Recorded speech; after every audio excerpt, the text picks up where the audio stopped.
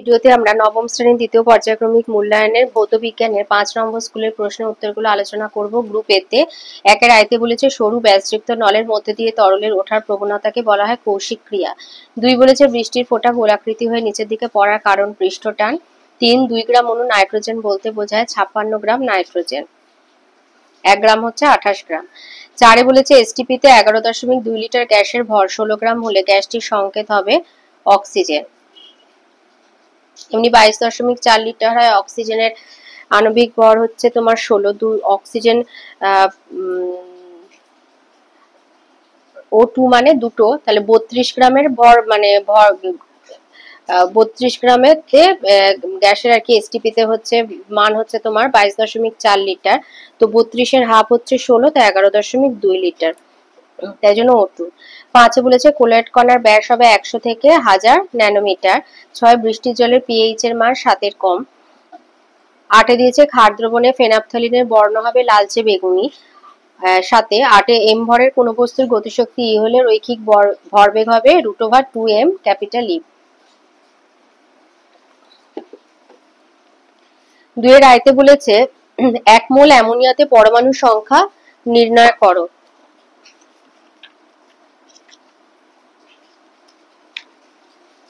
এই যে 1 মোল অ্যামোনিয়া গ্যাসের ভর হচ্ছে 17 গ্রাম, আর পরমাণুর সংখ্যা হচ্ছে অণুর সংখ্যা হচ্ছে 6.022 × 10⁻23, আর পরমাণুর সংখ্যা হচ্ছে 4 × 6.022 × 10⁻23, আর আয়তন এনটিপি বা এসটিপি তে হচ্ছে 22.4 লিটার। ২ তে দিয়েছে জলে নুন যোগ করলে জলে পৃষ্ঠটান বাড়বে না কমবে। তরলে অজৈব পদার্থ দ্রবীভূত থাকলে ওই তরলে পৃষ্ঠটান বৃদ্ধি পায়, কিন্তু জৈব পদার্থ দ্রবীভূত থাকলে পৃষ্ঠটান হ্রাস পায়। সাধারণ লবণ হচ্ছে অজৈব পদার্থ, তাহলে জলে নুন যোগ করলে জলের পৃষ্ঠটান বৃদ্ধি পাবে। এই যে তরলে অজৈব পদার্থ দ্রবীভূত থাকলে তরলে পৃষ্ঠটান বৃদ্ধি পায়, আর সাধারণ লবণ হচ্ছে অজৈব পদার্থ, তাহলে অজৈব পদার্থ বৃদ্ধি মেশালে জলে মেশালে নুন মেশালে জলের পৃষ্ঠটান বাড়বে। ৩ দিয়েছে স্থিতিস্থাপক সীমা বলতে কি বোঝায়। স্থিতিস্থাপক সীমার সংজ্ঞা হচ্ছে প্রযুক্ত বলের যে সর্বোচ্চ মান পর্যন্ত কোনো বস্তু পূর্ণ স্থিতিস্থাপক থাকে সেই বলকে ওই বস্তুর উপাদানের স্থিতিস্থাপক সীমা বলে। ৪ দিয়েছে এসআই তে ঘাতের একক কি। এসআই পদ্ধতিতে ঘাতের পরম একক হলো নিউটন। শূন্যস্থান পূরণ। উষ্ণতা বৃদ্ধিতে দ্রাব্যতা হ্রাস পায় এমন একটি কঠিন পদার্থ পলিচুন। ৬ দিয়েছে একটি আম্লিক লবণের উদাহরণ দাও।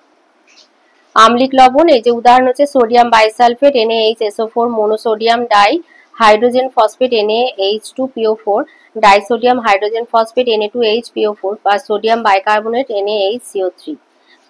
তো যে কোনো একটা দিয়ে দেবে। ৭ বলেছে শূন্যস্থান পূরণ করো, ক্ষমতা সমান বল ইনটু বেগ। গ্রুপ শীতে আসি। ৩ আয়তে দিয়েছে তরলের মধ্যে কোনো বিন্দুতে চাপের রাশিমালা প্রতিষ্ঠা করো। এই যে তরলের মধ্যে কোনো বিন্দুতে চাপের পরিমাণ, তো ধরে নাও স্থির তরলে মুক্ত তল থেকে এইচ গভীরতায় ও বিন্দুতে চাপ নির্ণয় করতে হবে। এই বিন্দুতে চাপের পরিমাণ নির্ণয় করার জন্য ও বিন্দুটিকে ঘিরে ক্ষেত্রফল বিশিষ্ট একটি তল কল্পনা করো। কল্পনা করা হলো লিখবে। এবার ওই তলকে ভূমি ধরে তলের মুক্ত তল পর্যন্ত একটা তরল স্তম্ভ কল্পনা করতে হবে, তাহলে ওই স্তম্ভের ওজনই হবে ওই তলের উপর তরলের ঘাত। তো তরল স্তম্ভের আয়তন সমান ভূমির ক্ষেত্রফল ইন্টু উচ্চতা সমান A capital A into small h, আর তরল স্তম্ভের ভর হবে আয়তন ইন্টু ঘনত্ব সমান ক্যাপিটাল A ইন্টু H সমান। আচ্ছা, এটা হচ্ছে গ্রিক অ্যালফাবেট, তো এটা হচ্ছে রো, RH রো। হ্যাঁ, তাহলে রো আর মানে হচ্ছে তরল স্তম্ভের ঘন ওজন বা তরলের ঘাত ভর ইন্টু অভিকর্ষজ ত্বরণ সমান capital A into H into rho into g. তাহলে ও বিন্দুতে তরলের চাপ তরলের ঘাত বাই ক্যাপিটাল A, তো H রো জি। অর্থাৎ তরলের মধ্যে কোনো বিন্দুতে চাপ তরলের মুক্ত তল থেকে ওই বিন্দুর গভীরতা ইন্টু তরলের ঘনত্ব ইন্টু অভিকর্ষজ ত্বরণ। ২ দিয়েছে গাণিতিক রূপ সহ বার্নৌলির নীতিটি লেখো। এই যে বার্নৌলির উপপাদ্য হচ্ছে অসংনম্য এবং অসান্দ্র আদর্শ তরলের ধারারেখ প্রবাহের বা শান্ত প্রবাহের ক্ষেত্রে প্রবাহ রেখা যে কোনো বিন্দুতে প্রতি একক আয়তন তরলের স্থিতিশক্তি, গতিশক্তি ও চাপ শক্তির যোগফল সর্বদা ধ্রুবক থাকে। অর্থাৎ ধারারেখ প্রবাহের ক্ষেত্রে প্রবাহ রেখা যে কোনো বিন্দুতে একক আয়তন তরলের গতিশক্তি প্লাস স্থিতিশক্তি প্লাস চাপ শক্তি সমান ধ্রুবক। গাণিতিক রূপ হচ্ছে বার্নৌলির উপপাদ্য অনুসারে ধারারেখ প্রবাহের ক্ষেত্রে প্রবাহ রেখা যে কোনো বিন্দুতে একক আয়তন তরলের গতিশক্তি প্লাস স্থিতিশক্তি প্লাস চাপ শক্তি সমান ধ্রুবক বা 1/du² plus dgh plus p সমান ধ্রুবক, এটা এক। এখানে 1/2 du² dgh এবং p যথাক্রমে কোনো বিন্দুতে একক আয়তন তরলের গতিশক্তি, স্থিতিশক্তি আর চাপ শক্তি। এইটা দিতে পারো বা এই যে উপপাদ্যের বিকল্প রূপ এটাও দিতে পারো, যে কোনো একটা দিলেই হবে। 3 দিয়েছে গ্যাসের মোলার আয়তন গণনার সময় নির্দিষ্ট উষ্ণতা এবং চাপের উল্লেখ করা হয় কেন?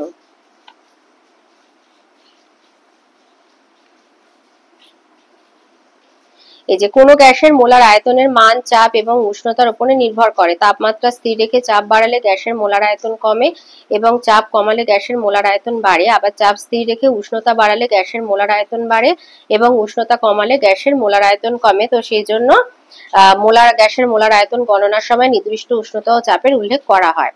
4 একটা অঙ্ক দিয়েছে, বলেছে 40 ডিগ্রি সেলসিয়াস উষ্ণতা একটি লবণের দ্রাব্যতা 25, ওই উষ্ণতায় 400 গ্রাম জলকে সম্পৃক্ত করতে কি পরিমাণ লবণ প্রয়োজন হবে? তো 40 ডিগ্রি সেলসিয়াস উষ্ণতায় লবণটি দ্রাব্যতা 25 অর্থাৎ 100 গ্রাম কোন দ্রাবকে 25 গ্রাম লবণ দ্রবীভূত হয়ে সম্পৃক্ত দ্রবণ উৎপন্ন করে। অতএব সম্পৃক্ত দ্রবণের ওজন 100 প্লাস 25 125 গ্রাম। এবার 40 ডিগ্রি সেলসিয়াস উষ্ণতায় 125 গ্রাম দ্রবণে 25 গ্রাম লবণ আছে, তাহলে 40 ডিগ্রি সেলসিয়াস উষ্ণতায় 100 গ্রাম দ্রবণে 25 × 100/125 মানে 20 গ্রাম লবণ আছে। এবার আমাদের বলেছে 400 গ্রাম দ্রবণে, তাহলে 400 গ্রাম দ্রবণে লবণ আছে 20 × 400/100 সমান হচ্ছে 80 গ্রাম লবণ আছে, তাহলে নিম্ন লবণের পরিমাণ 800 গ্রাম। তো এখানে 100টা না করে একেবারে 400 লিখেও এখানে করে দিলে হবে। এখানে যে 125 গ্রাম দ্রবণে 25 গ্রাম লবণ আছে, 400 গ্রাম দ্রবণে 25 × 400/125, 25 5 125 আর 400কে 5 দিয়ে কাটলে 80 গ্রাম লবণ বেরিয়ে আসবে। তো 100টা মাঝে না করলেও হবে। 5 বলেছে সালফিউরিক অ্যাসিডকে রাসায়নিকভাবে কিভাবে শনাক্ত করবে, বিক্রিয়া সহ লেখো। সিক্ত পরীক্ষার সাহায্যে সালফিউরিক অ্যাসিডকে শনাক্ত করা যাবে। তো একটা পরীক্ষার নলে 1 থেকে 2 মিলিলিটার লঘু সালফিউরিক অ্যাসিড নিয়ে তার মধ্যে কয়েক ফোঁটা বেরিয়াম ক্লোরাইডের জলীয় দ্রবণ যোগ করা হলো। তো পর্যবেক্ষণ কি? সাদা ভারী অধক্ষেপ উৎপন্ন হলো যা গাঢ় হাইড্রোক্লোরিক অ্যাসিডে অদ্রাব্য। সিদ্ধান্ত আর বিক্রিয়া হচ্ছে সাদা অধক্ষেপ দেখে সালফিউরিককে নিশ্চিতভাবে শনাক্ত করা যায়। সাদা অধক্ষেপটি হচ্ছে বেরিয়াম সালফেট, আর এই বিক্রিয়াটা দিয়ে দেবে। 6 দিয়েছে একটি বস্তুর ভর 200 কেজি, কত উচ্চতায় তুললে বস্তুটির স্থিতিশক্তি 9800 জুল হবে, স্থিতিশক্তির মান। তো আমরা জানি EP সমান mgh বা h সমান EP/mg, তাহলে এখানে EP স্থিতিশক্তি আর কি 9800 জুল, m হচ্ছে 200 কেজি, g 9.8 metre per second square, তাহলে h সমান 980/200 গুণ 9.8, তো কাটাকুটি করলে হবে 5 মিটার, উচ্চতা হবে 5 মিটার। গ্রুপ ডিতে আসি। 4 আইতে বলেছে পৃষ্ঠটানের উপর বিভিন্ন বিষয়ের প্রভাব ব্যাখ্যা করো। নিম্নলিখিত বিষয়গুলি তরলের পৃষ্ঠটানকে প্রভাবিত করে। 1 হচ্ছে দূষণ। তরল পৃষ্ঠে কোনো অপদ্রব্য ভাসতে থাকলে ওই তরলের পৃষ্ঠটান হ্রাস পায়। যেমন জলের উপর তেল বা চর্বি জাতীয় পদার্থ ফেললে তারা জলের পৃষ্ঠের উপর ভাসতে থাকে, এতে জলের পৃষ্ঠটান হ্রাস পায়। 2 হচ্ছে দ্রবীভূত পদার্থের উপস্থিতি। তরলে অজৈব পদার্থ দ্রবীভূত থাকলে ওই তরলে পৃষ্ঠটান বৃদ্ধি পায়, কিন্তু জৈব পদার্থ দ্রবীভূত থাকলে পৃষ্ঠটান হ্রাস পায়। যেমন সাধারণ লবণ হচ্ছে অজৈব পদার্থ, গোলা জলের পৃষ্ঠটান হচ্ছে 0.083 নিউটন পার মিটার, কিন্তু বিশুদ্ধ জলের পৃষ্ঠটান হচ্ছে প্রায় 0.072 নিউটন পার মিটার। সাবান আবার জৈব পদার্থ, তো সাবান গোলা জলের পৃষ্ঠটান প্রায় 0.03 নিউটন পার মিটার।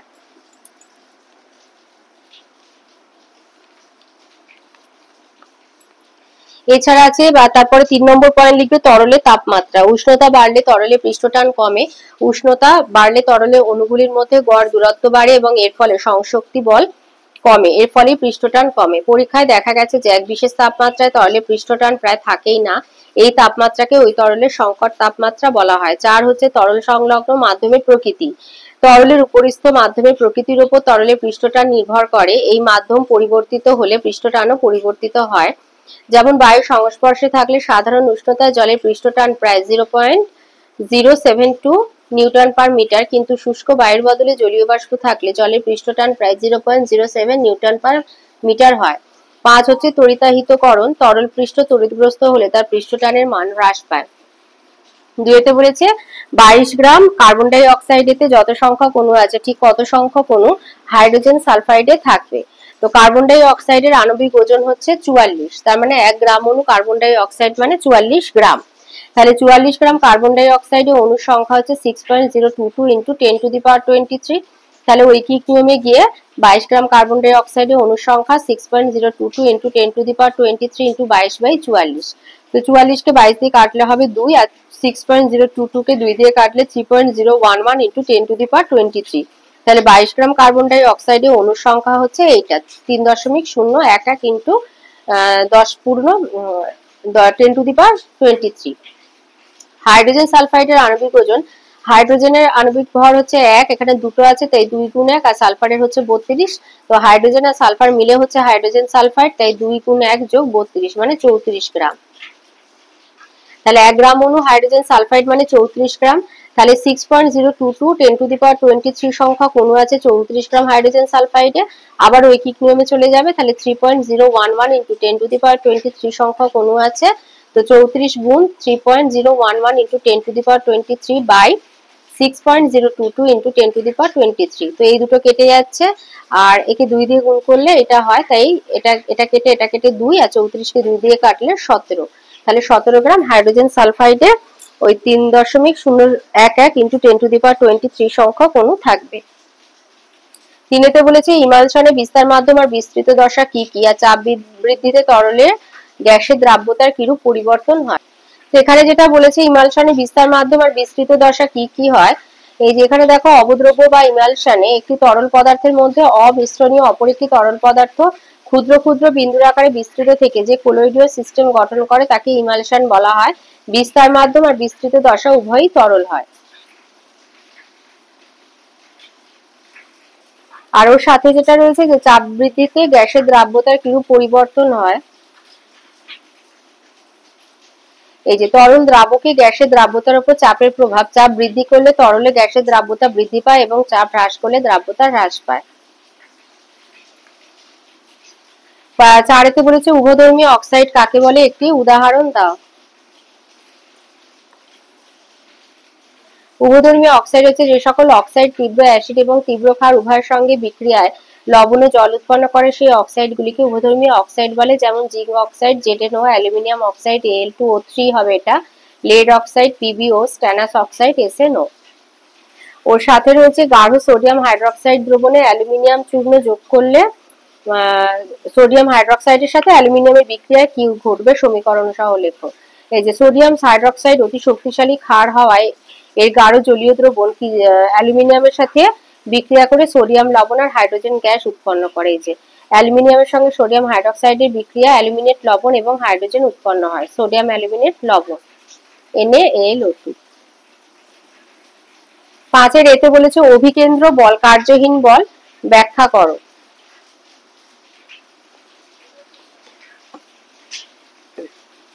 আগে লিখে দেবে কার্যহীন বল কাকে বলে না, বস্তুর উপর প্রযুক্ত কোনো বল যখন বস্তুর সরণের অভিমুখের সঙ্গে লম্বভাবে প্রযুক্ত হয় তখন ওই বল কোনো কার্য করে না, ওই বলকে তখন কার্যহীন বল বলে। অর্থাৎ প্রযুক্ত বল বস্তুর সরণের অভিমুখের সঙ্গে সমকোণে ক্রিয়াশীল হলে কৃতকার্যের পরিমাণ শূন্য হয়, এই বলকে কার্যহীন বল বলা হয়ে থাকে। তো কোনো বস্তুকে যখন বৃত্তাকার পথে ঘোরানো হয় তখন প্রযুক্ত অভিকেন্দ্র বলে ব্যাসার্ধ বরাবর কেন্দ্র অভিমুখে ক্রিয়া করে, কিন্তু বস্তুর সরণ বৃত্তাকার পথের স্পর্শক বরাবর হয়। এক্ষেত্রে বল ও সরণের অভিমুখ পরস্পর লম্ব হওয়ায় কৃতকার্য শূন্য হয়, তাই অভিকেন্দ্র বলকে কার্যহীন বল বলে। ওর সাথে বিতে দিয়েছে সিজিএস পদ্ধতিতে কার্যের অভিকর্ষীয় একক কি, সিজিএস পদ্ধতিতে